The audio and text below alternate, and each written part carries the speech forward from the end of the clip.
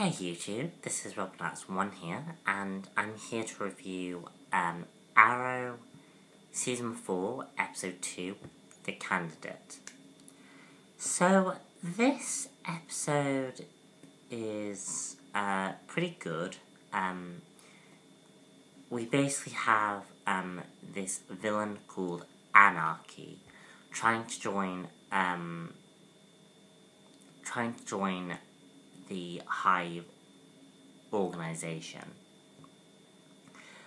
And Team Arrow is basically trying to stop Anarchy, and Oliver tries very, very hard to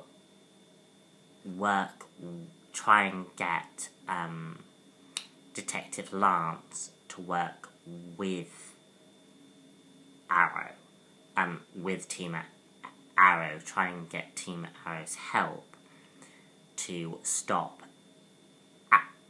Anarchy. Meanwhile, we have Thea Queen basically beginning to feel the side effects of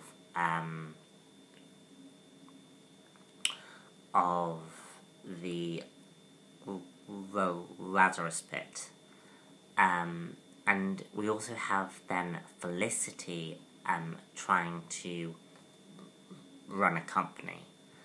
And she's struggling to try and find her place and try and make things better. Which again parallels which again shares the same similarity to what Oliver's going through as well. So we have a lot of different interesting elements here, but a few things don't entirely make sense, and that's what I wanted to start off with. For example, why didn't nobody ever notice that Thea Queen was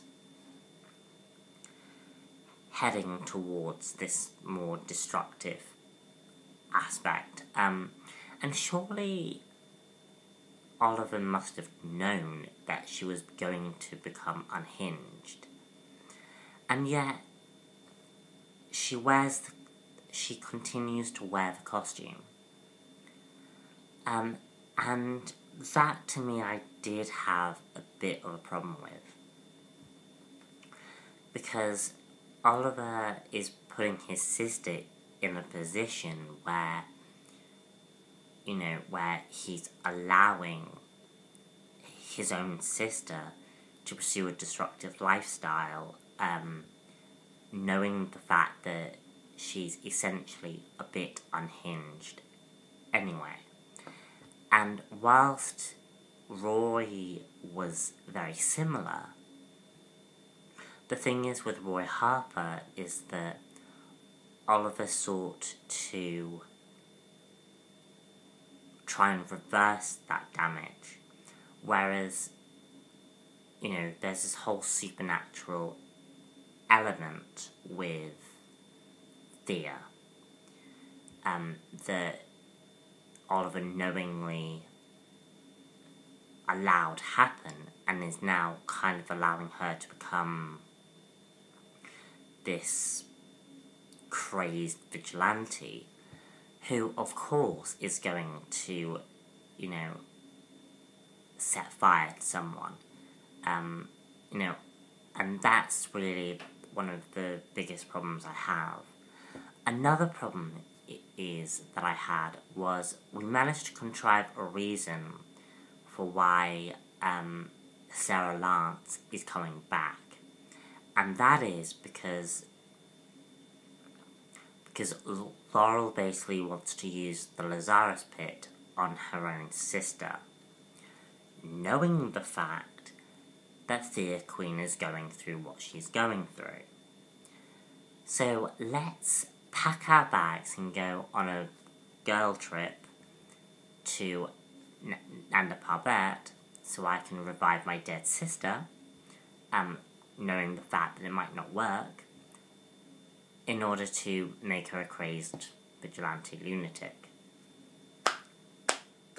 Wow. This does not sit well with me. And watching that part of the episode, I was like, really? Really? Are we seriously going to contrive a reason why such a great character like Sara, because Sara's actually one of my favourite female characters in this show and in this universe. I think Sara is actually one of the most strongest actresses and characters in this entire series. And to contrive such a reason why you have to bring Sara back in the way that they're bringing her back doesn't sit well with me. Like, I obviously want Sara back, but I don't want it to affect what Laurel's character, because Laurel has grown quite a lot as a character since her introduction. You know, she's sort of become this vigilante. It's allowed the writers to actually do something with her character, but ultimately what it's done is it's now put Laurel in this position where there's nowhere else to go with the character. You know, and now we're bringing back Sara Lance, knowing that, yeah, and it all plays into one another, and it's just, it annoys me. I thought Anarchy was a very interesting villain, and I liked the fact that for a change we actually got to see an origin for a villain. And that's one of the things that I love about Gotham, is that we see the origins of these villains. And that's kind of what Anarchy is for this particular universe. And seeing his origin is very, very interesting. So yeah, other than that, there were this was a good episode. I love the fact that Oliver has decided to wear his mask in a very different way. At the end of the episode, it's established that Oliver wants to become the mayor. And this does actually happen in the pre-New 52 comics. So that's pretty cool. And I also think it'll do a very interesting thing for his character. Because Oliver basically, when he returned from the island, he hid behind the mask. And now he's hiding in plain sight. And I think that's a very interesting way to go about his character. I also thought, just as a side note, Mr. Terrific, I want to say, was pretty cool, kind of a bit too much like Felicity, which is unfortunate, but yeah. The whole Felicity thing was really a non-entity, because it's not going anywhere. But yeah, all in all, really good episode. Not perfect, but good. And I definitely do look forward to seeing how the rest of, how the upcoming episodes really play around this minefield that they've created. Anyway guys, I'm RobNuts1 here, and I shall see you all very soon for Gotham. Bye.